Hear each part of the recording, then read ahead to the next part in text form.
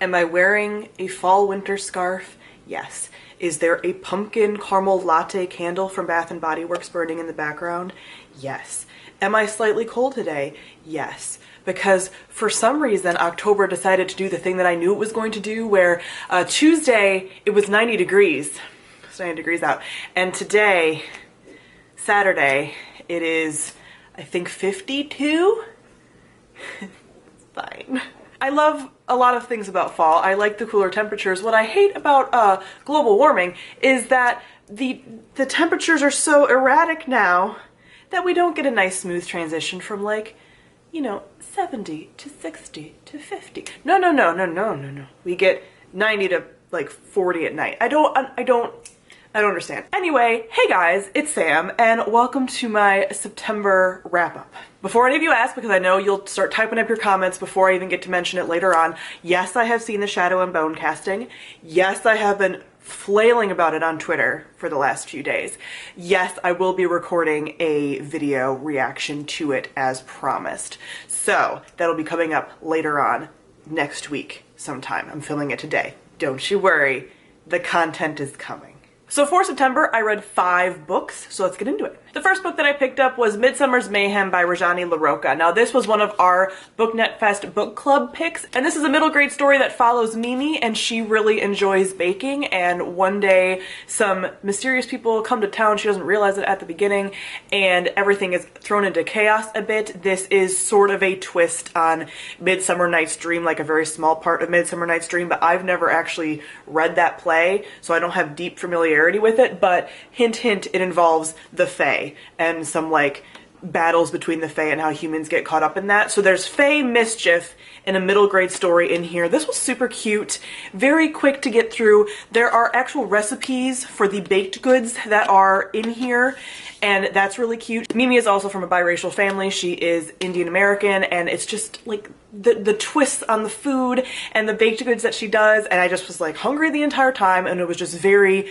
adorable and nice, sort of, even though this was a Midsummer's type book, it was kind of nice for the transition from summer into fall because there's a lot of like woodland type stuff going on as well. So I ended up thinking this was a very cute story, and I gave this 3.75 out of 5 stars. I then picked up The Hating Game by Sally Thorne. I feel like I've already talked about this book a lot on my channel already because I did a reading vlog and then I did a full review, so most of you already know my thoughts. This is a fairly recent, very popular adult contemporary romance that's a hate-to-love office romance. So I've already gone into a lot of my thoughts about this. I didn't really love the writing style in here. I liked it enough when I was reading it, but there's a lot of ways that Sally Thorne describes things or things she chooses to do. Check out my review for more information about my thoughts on that. I don't want to go into it and take up like this whole wrap-up talking about a lot of the things I didn't like about this book. I didn't love the romance. I liked parts of it. And as I said in my review in my vlog, I would have liked the sequence of events to happen differently. Like I liked the individual scenes of a lot of the romance stuff if it was in different order. And I am really looking forward actually to the movie. I think the movie I'm going to like more than the book actually, because a lot of the parts I don't like about the book are the main character's inner monologue. So if that's gone, then I'm probably going to really like a lot about it, and if they change some stuff about it. So I enjoyed this book while I was reading it. I'm not mad that I read it by any means, but it's definitely not a new favorite. I don't necessarily want to run out and pick up more Sally Thorne books, and I gave this 2 to 2.5 stars. Didn't hate it, but had a lot of problems with it. Enjoyed it while I was reading it enough to keep reading it and not be like mad at it, but still not my favorite. Then we started the Tome Infinity Readathon. So this is a science fiction readathon that I was a co-host for. I was on Team Supernatural. So basically you are trying to stop an apocalypse caused by a certain phenomenon. So there was like warfare, supernatural, disease, and I'm forgetting the 4th one because I'm horrible. Anyway, I was on Team Supernatural. You're basically trying to get points and things like that by reading different books from around the world and different categories and getting points that way. It was all very wonderful and complicated, and Megan of Tome Infinity is who put it all together. So I'm sure you heard about it because I did a whole announcement video for it. But I read 3 books during the Tome Infinity Readathon that were sci-fi. The first one was our group book, and that was The City in the Middle of the Night by Charlie Jane Anders. So I got some extra points for reading this, and that's actually why I continued reading this. This is a book that I probably would have DNF'd. I've done a full review for that, so I'll link that on the screen. This is an adult standalone science fiction, and it's very hard to kind of explain the story, but it takes place in this planet where there's only a small part of the world that people can actually inhabit, because one side of the planet is always in nighttime, but like horrible nighttime, no light, no heat, cold, frigid. The other side is always day, scorching sun, inhabitable on both sides.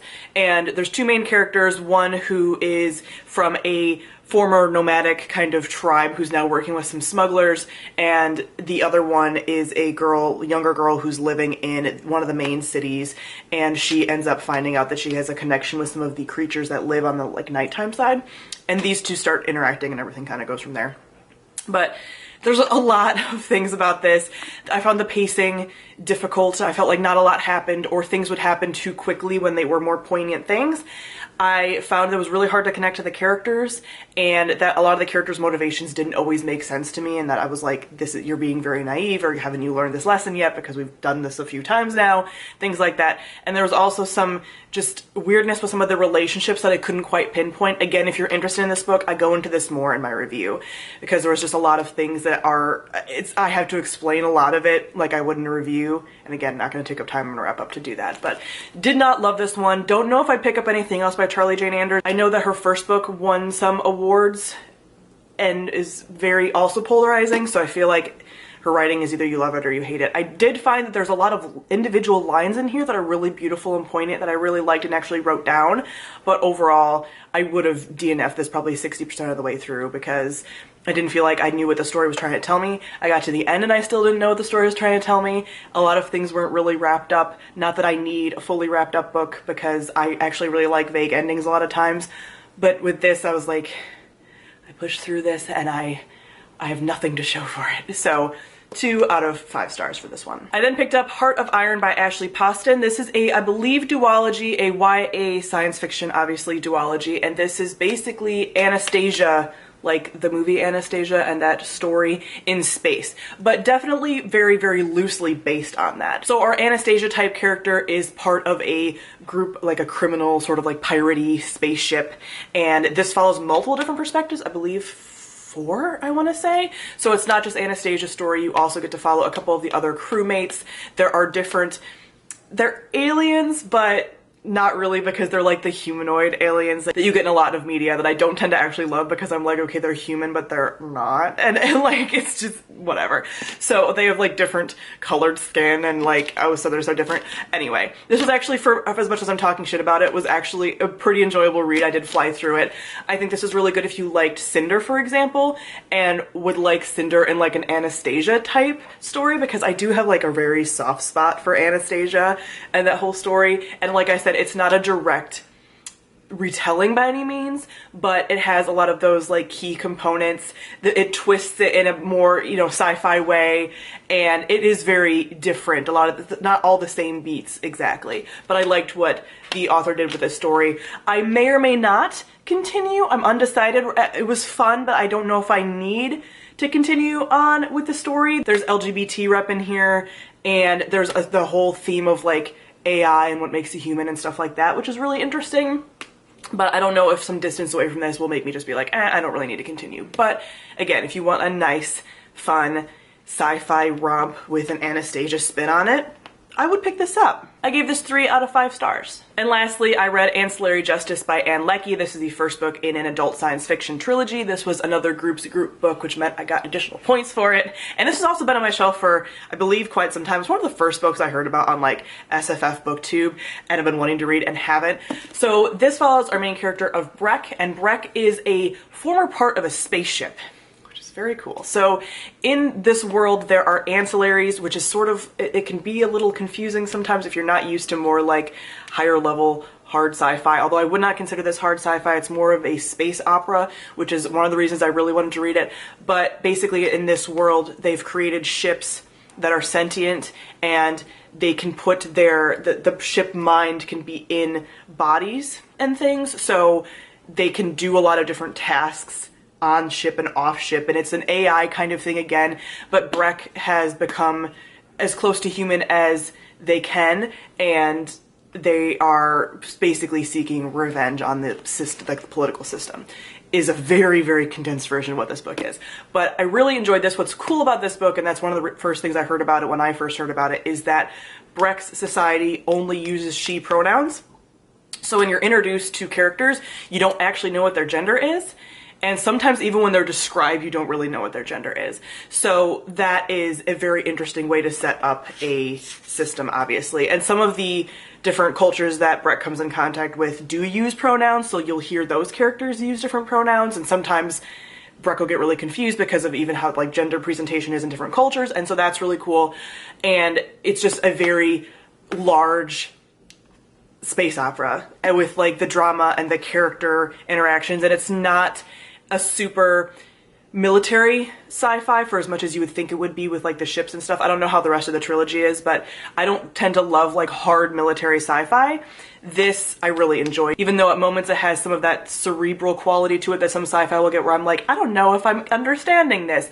But I really recommend this for people who want to get into like space opera and maybe some of that more like cerebral sci-fi, but didn't love, for example, the three-body problem. I think that is too, like for me, that was too, I couldn't understand what was happening. Or even Yoon-Ha Lee's series, which the second book I liked more, but some of that is too, like, I don't know what's happening. It's too military. It's too high science for me. This is cerebral enough that I'm like slightly confused, but in a fun way, and I end up really enjoying this. I'm going to be doing a full review on this, and I will definitely be continuing the series. I gave this 4 out of 5 stars. I also started Gideon the Ninth, but had to put it down because my panic disorder flared up really bad, and when that happens, I have to just step away from a lot of different media and just read like comforting things and like contemporary and things like that, just until I sort of get back to baseline, just a self-care type thing. So I was really enjoying that. I think I got a little bit more than 100 pages in, and I will continue to read that story, but I just had to put it down because I couldn't right now, and I can't read a lot of my spoopy books that I wanted to read for fall because of my panic flaring up, but I know that I will get back to those in the future. So if you were wondering what I was going to think of Gideon, I also wonder as well, and I do plan on continuing that story at some point. So those are all the books that I read in September. Comment below and let me know if you've read any of these books and what you've thought of them, and also what your favorite book you read last month was. So thank you all for watching, and I'll see all of you guys soon. Bye.